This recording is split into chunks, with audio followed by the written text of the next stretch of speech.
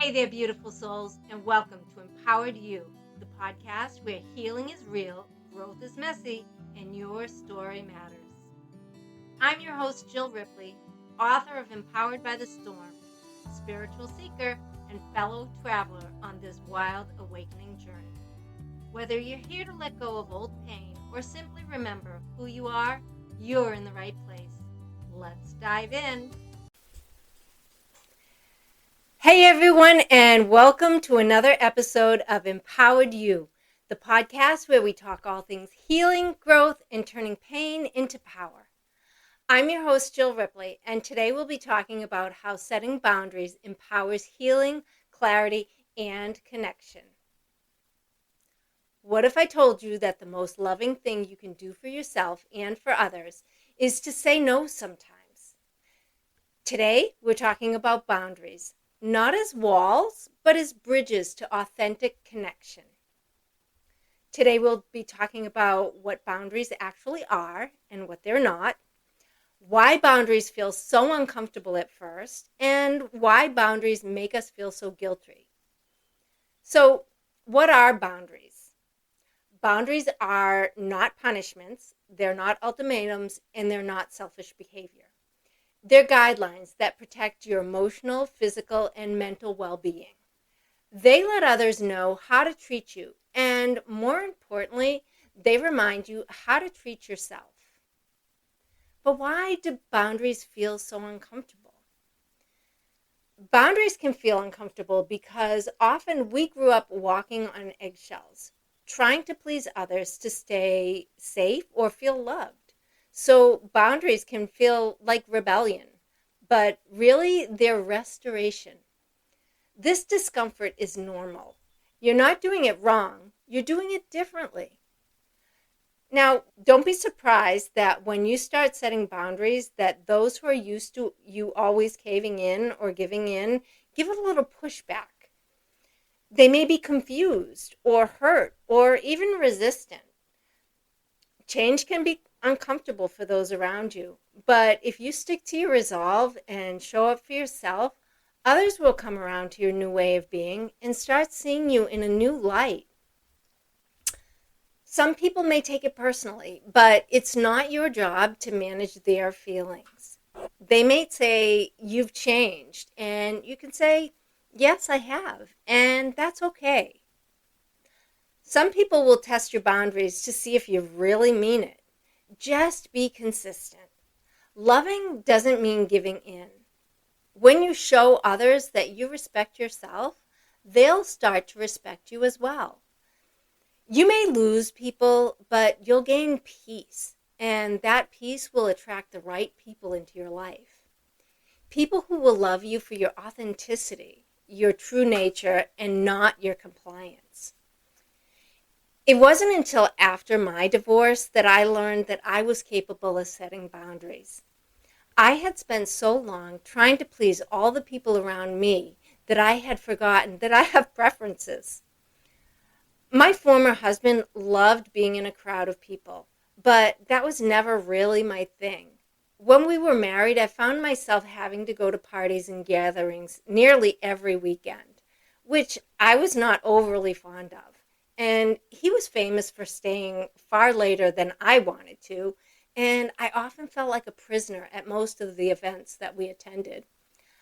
I would tell him I was ready to go, and it was always much later when he would finally actually give in to leaving. So after my divorce, I made it a priority to say no to anything that did not sound like fun to me. And in the beginning, I think I went a little too far. I said no to just about everything. And it actually felt so empowering. But over time, I realized that this was no good either. I was shutting out the world around me, and I felt isolated and pretty lonely. Over time, I feel like I've come to somewhat of a happy medium. When I get invited to something, I consider the event. How many people will be there, and if it feels like something that resonates with me, or if it feels like something that will drain me. I'm open to getting out of my comfort zone, but I try to honor my own needs and worry less about offending someone if I say no. I'm always polite, but if I don't feel like going, I'm not going to force myself. And sometimes I say yes, and then I change my mind. And that's okay too.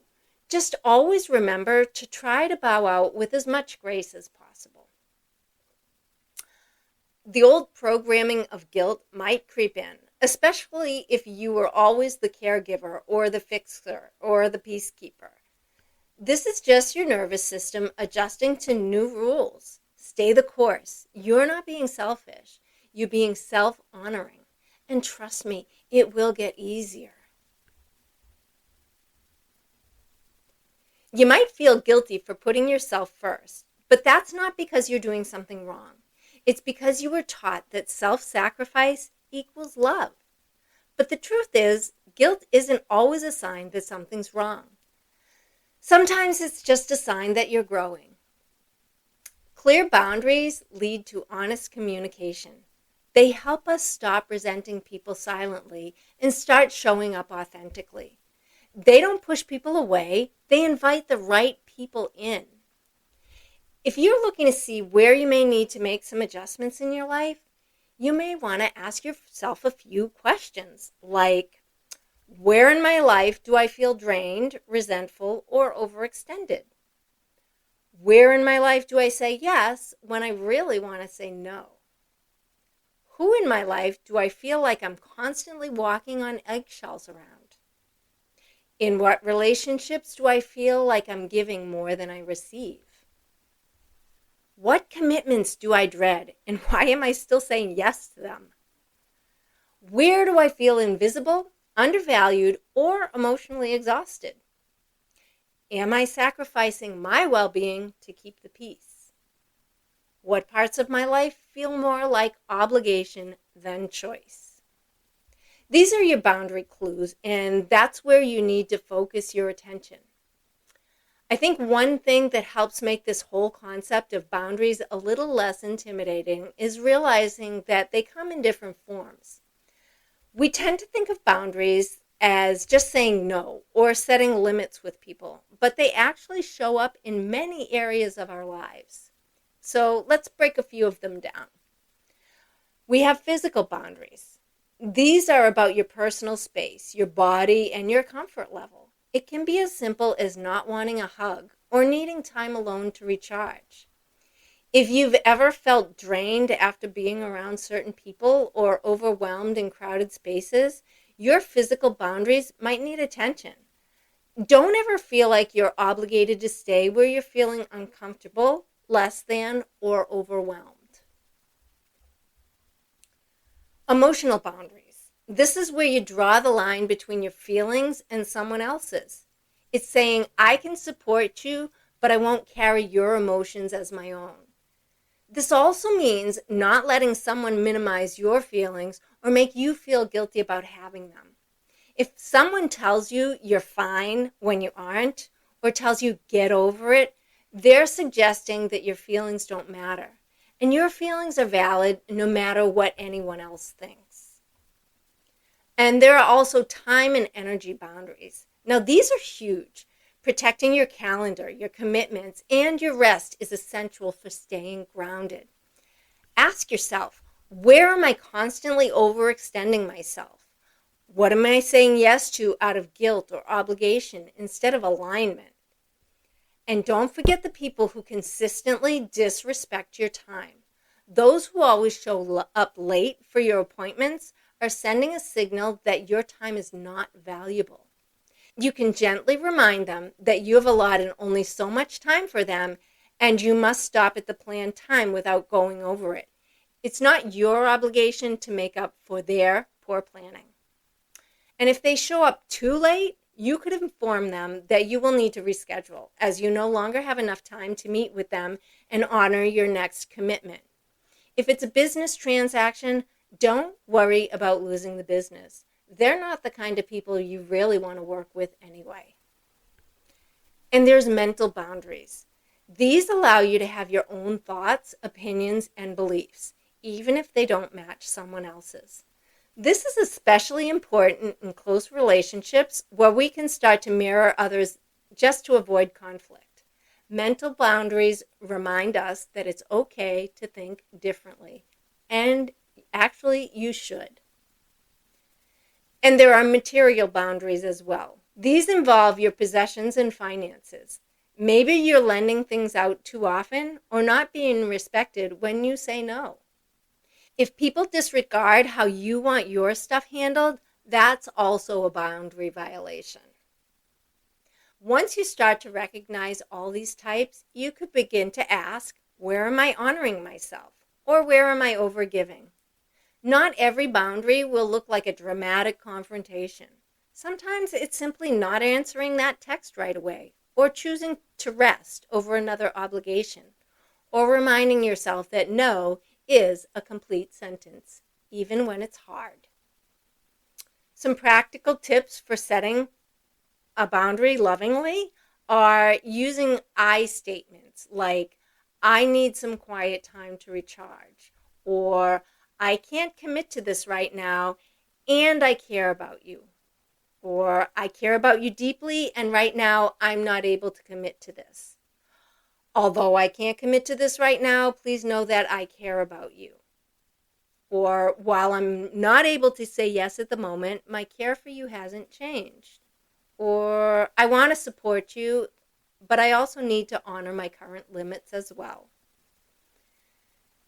And then practice saying no without over-explaining. Like I said before, no is a complete sentence. Every time you set a boundary, you're telling yourself that I matter. My needs matter. My peace matters. And that's not just okay, that's beautiful. Setting boundaries isn't about pushing people away. It's about calling yourself home. If today's episode sparked something in you, I'd love to hear about it. Message me at empoweredbythestorm.com or find me on Instagram at empoweredbythestorm. Until next time, stay grounded, stay open, stay loving, and stay empowered.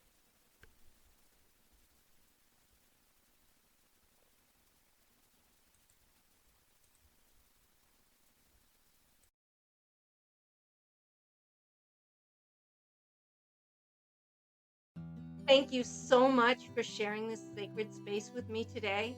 If this episode touched your heart, I'd love for you to share it with someone who needs a little light.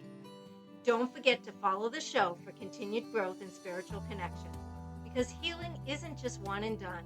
It's a journey that I hope we can all walk together.